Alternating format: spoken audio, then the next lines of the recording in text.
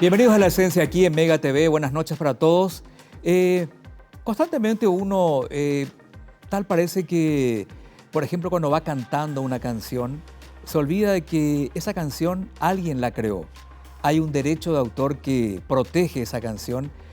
Algo que parece así tan insignificante, algo que es cotidiano, cantamos, difundimos canciones, como si fueran cosas que están ahí nomás al aire. Y sin embargo, gente, hay todo un proceso creativo. Hay alguien que creó esa canción, alguien que a lo mejor pasó alguna noche sin dormir para crear un tema que después fue un éxito, lo registra y lógicamente que hay detrás todo un derecho, toda una legislación nacional e internacional que protege esa obra, porque más allá de que uno, bueno, hoy en día ya no compramos discos, ¿verdad? Pero más allá de que uno antiguamente compraba un disco, un CD o lo que fuera, en realidad lo que compra es el soporte físico del contenido que contiene esas canciones, pero esas canciones siguen protegidas por los derechos de autor.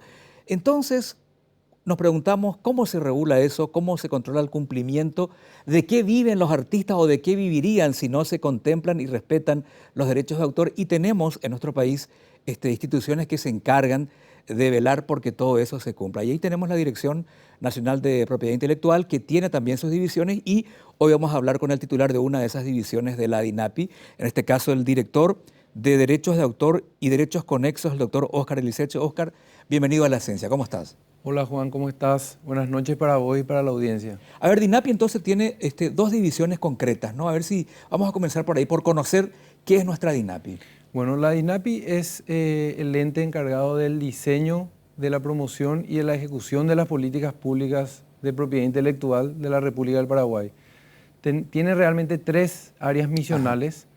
Un área que es el área de propiedad industrial, que se encarga de toda la parte de las marcas, patentes, modelos de utilidad, etc. El área de derecho de autor, que es el área de la cual yo soy titular, ¿verdad? Y por otro lado tenemos una tercera área que es el área de observancia, que es lo que hace justamente un área transversal que se encarga de todas las cuestiones de piratería y de falsificación justamente. Decía yo al comienzo que tal parece que la música en sí es algo de todos, que podemos cantar, podemos ejecutar, vamos a un karaoke. Sin embargo, detrás de esa música que cantamos con tanta alegría a veces hay todo un proceso creativo. Alguien creó esa música y tiene derechos que protegen ese proceso creativo, ¿no? Totalmente, o sea, todo creador, esto vale la pena aclarar, todo creador tiene la característica y el derecho de autor nace desde el momento de la creación de la obra. Ni siquiera es necesario el registro. Entonces, toda persona que, como siempre suelo comentar, por ejemplo, si alguna vez vos escribiste un poema o un cuento y lo guardaste en tu cajón, sos tan autor de esa obra como Roabasto lo es de sus libros, o sea, tenés los mismos derechos. Más allá de que no haya pasado por el proceso de registro, de formalización, la obra es mía. Es cuestión de que después yo lo haga valer, ¿no? Totalmente, por regla general del derecho de autor, como digo, en el caso de los derechos autorales, el derecho nace desde el momento que uno crea la obra, desde el momento que uno pinta la pintura, del momento que uno compone la canción, del momento que uno escribe el libro, del momento que uno diseña la artesanía o lo que fuere. El universo de las obras y el universo de derecho de autor es amplísimo al punto de que no es limitativo. O sea, todo lo que sea considerado una obra, que tiene que tener tres características para ser considerado obra: tiene que ser una creación intelectual, tiene que tener la característica de originalidad, o sea, que no sea copia de otra, y tiene que tener la posibilidad de ser difundida o de ser expuesta. Cuando decimos derechos de autor y conexos, esa palabra conexos, ¿de qué nos habla? Bueno, los derechos conexos o derechos vecinos, le llaman en otros países, son derechos que tienen personas que, sin ser autores, igual colaboraron de cierta forma a que la obra sea difundida o a que la obra sea expuesta. Entonces, por ejemplo, en el caso de la música, hablamos de que el autor de la música, el que compuso la canción, es el titular de los derechos de autor. Sin embargo, esa persona, al momento de materializar la música se está ejecutando por otras varias personas.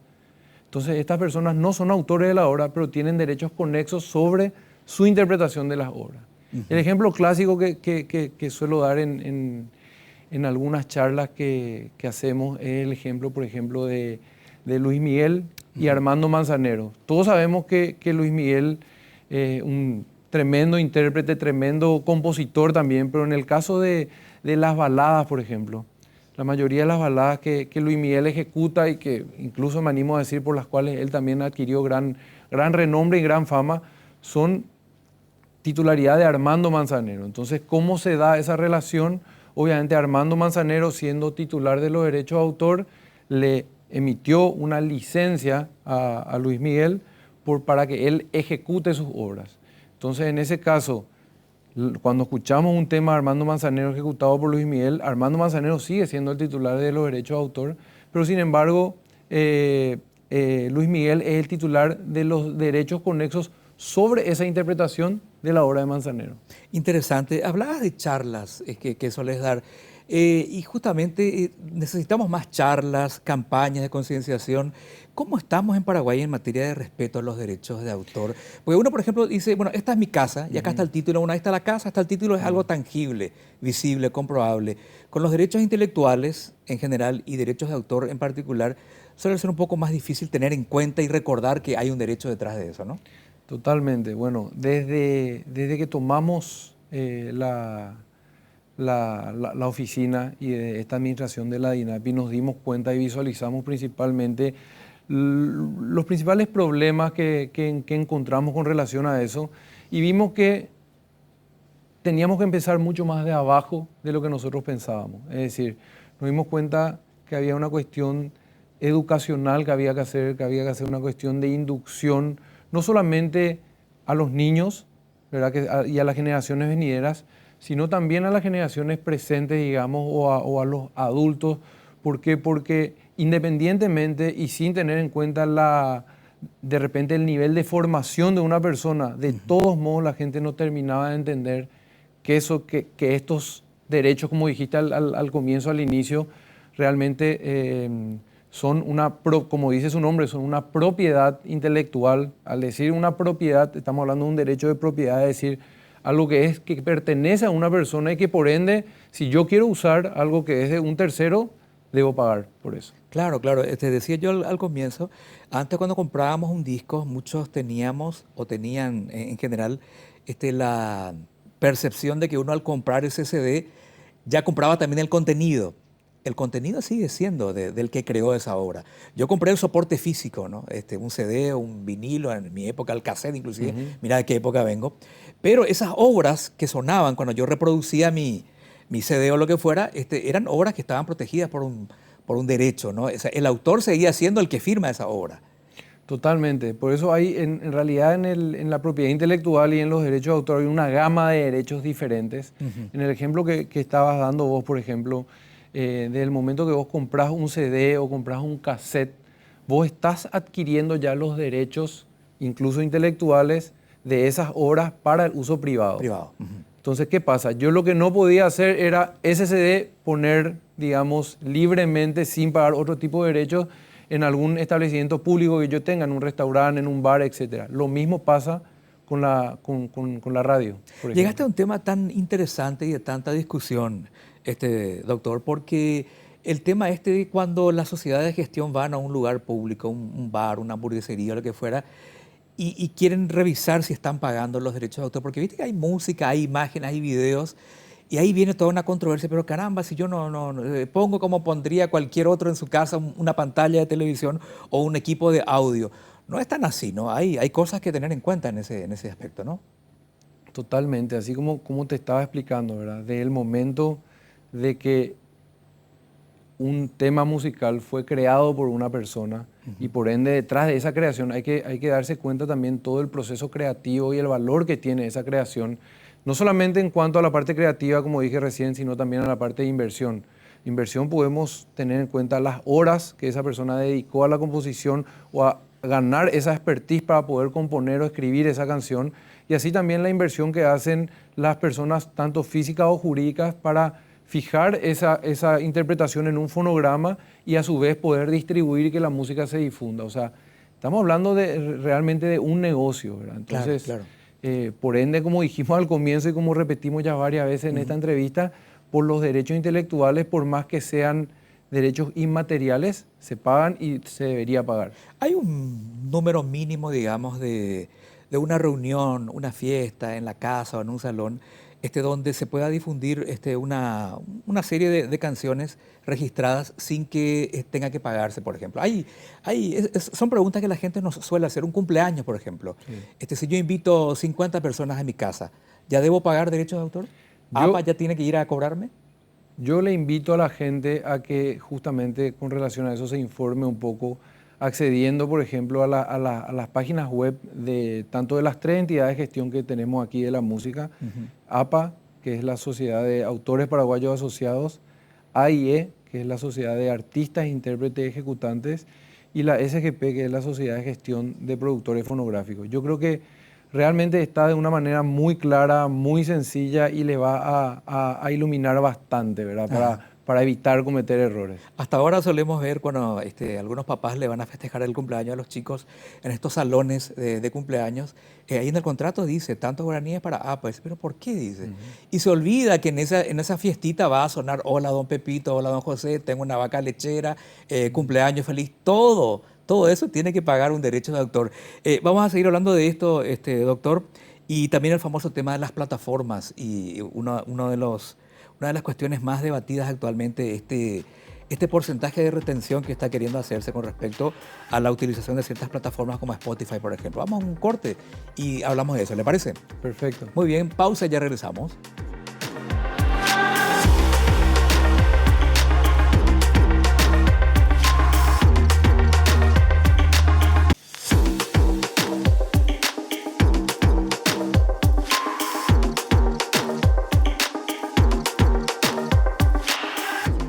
Mucha gente se pregunta por qué tengo que pagar a una sociedad de gestión en Paraguay si no estoy cobrando entrada, me estoy reuniendo con una cantidad de gente X, es mi cumpleaños o es el cumpleaños de mi hijo. ¿Por qué tengo que pagar por la música que difundo si esto no tiene un fin de lucro? No estoy cobrando entrada, es una fiesta de cumpleaños. De todas maneras, en Paraguay hay sociedades de gestiones que captan ese porcentaje y después distribuyen a nivel internacional si es que los autores de la obra están en el exterior. Es así, ¿no? Por ejemplo, a mí me encanta The Cure.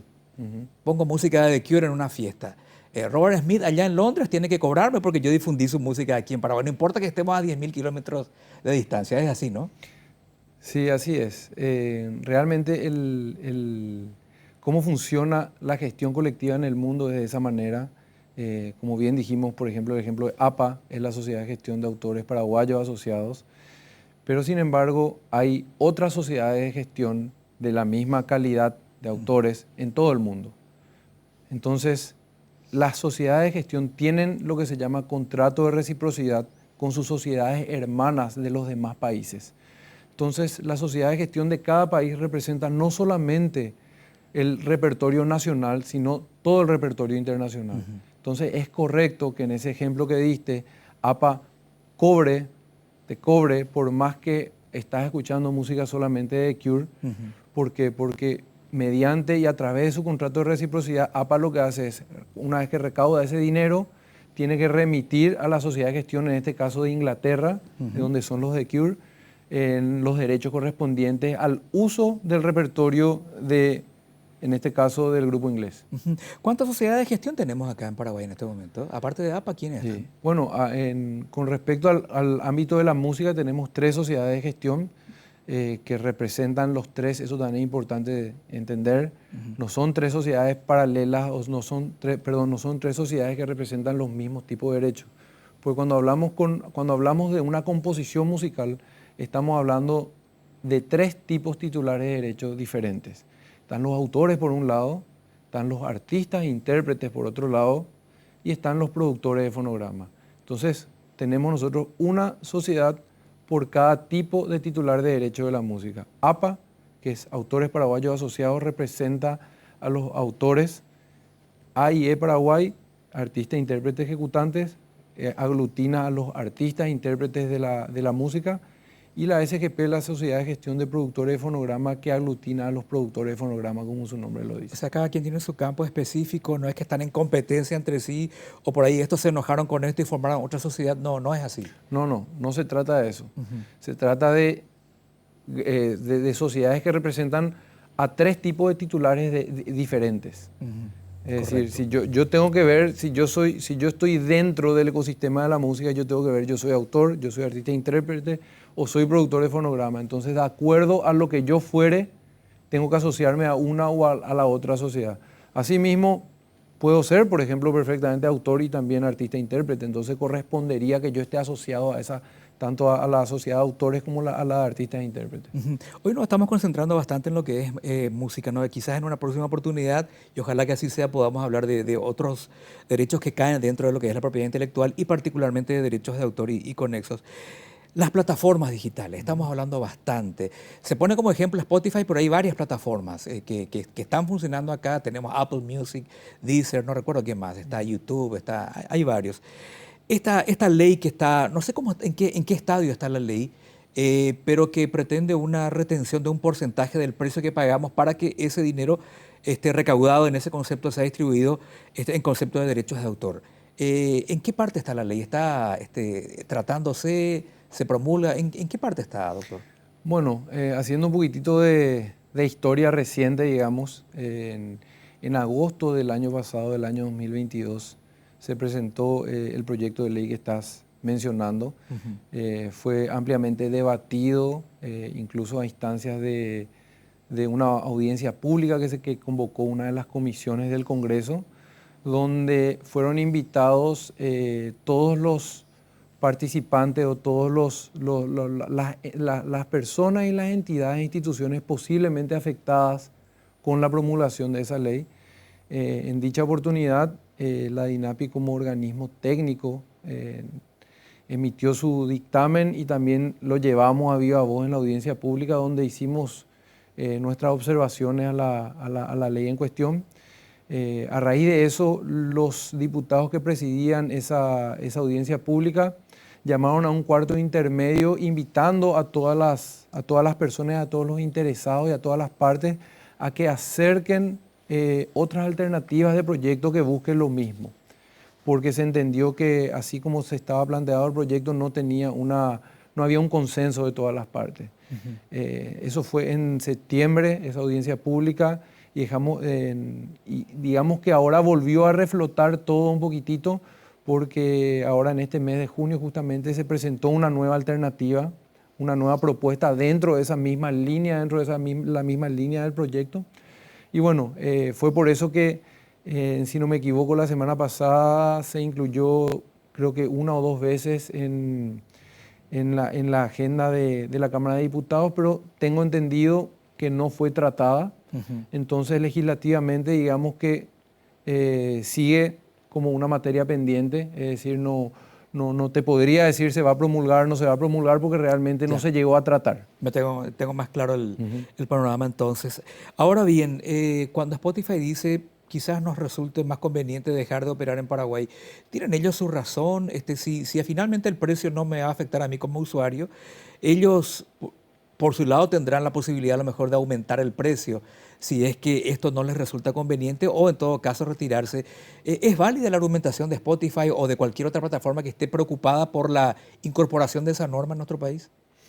Y bueno, como te comentaba, nosotros como entidad pública somos lógicamente totalmente imparciales y nosotros estamos velando por los derechos de todo el ecosistema, en este caso del sector creativo, ¿verdad? Spotify tiene su postura, los artistas e intérpretes tienen su postura. O sea, cuando digo los artistas e intérpretes realmente me refiero, no quiero pecar de englobar a todos porque sé que hay artistas que de repente no están muy de acuerdo con este proyecto de ley, pero bueno, los impulsores de la ley, por decir de una manera, tienen su postura. Y bueno, cuando hablamos de este tema, para poner un poco en contexto, estamos hablando de las regalías específicamente de los artistas e intérpretes en el ámbito digital. Cuando decimos ámbito digital, bien dijiste, no es solamente Spotify, es Spotify, YouTube, Incluso las plataformas de audiovisuales también están incluidas en la ley, como Netflix, HBO, etcétera. Claro, un montón de... Entonces, bueno, ¿qué pasa? Los artistas e intérpretes dicen, señores, nosotros no estamos percibiendo lo que consideramos que corresponde por el uso de nuestras obras en plataformas digitales. Y por otro lado tenemos a Spotify, que se ha manifestado de manera escrita ante la DINAPI, donde a su vez dice, señores, nosotros ya estamos abonando por estos derechos, le abonamos a los productores de fonogramas y es en base a sus contratos, a los contratos que tienen los artistas con los productores de fonogramas, quienes tienen que establecer el porcentaje que le corresponda a los artistas. Es decir, las plataformas, o en el caso específico de Spotify, dice, nosotros estamos pagando, tienen que reclamarle a los productores de fonograma. Hablando mal y pronto, eso es lo que dice Spotify. Los artistas e intérpretes dicen, nosotros no estamos percibiendo, o si está percibiendo a través del contrato con el productor de fonograma, está percibiendo el artista principal, no así los músicos de sesión o los demás intérpretes. O sea, lo que dicen las plataformas es, señores artistas, arréglense con sus productores fonográficos. Ustedes cuando firman un contrato, que haya una cláusula que les diga ya ahí qué porcentaje ustedes van a cobrar de la difusión en nuestra plataforma de las obras de ustedes. Más o menos por ahí va el tema. Así mismo, correcto. Y quiero hacer una puntualización de que este no es un problema paraguayo o un problema nacional. Este es un problema a nivel mundial que se está debatiendo en esferas del Comité Permanente de Derecho de Autor de la OMPI. La OMPI es la Organización Mundial de Propiedad Intelectual y está en agenda ya desde el año 2015. Todavía no se encontró una solución idónea, todavía no se encontró una solución que permita realmente que los artistas e intérpretes puedan obtener una mayor retribución por el uso de sus obras y te digo, todavía esto sigue en análisis, sigue en estudio.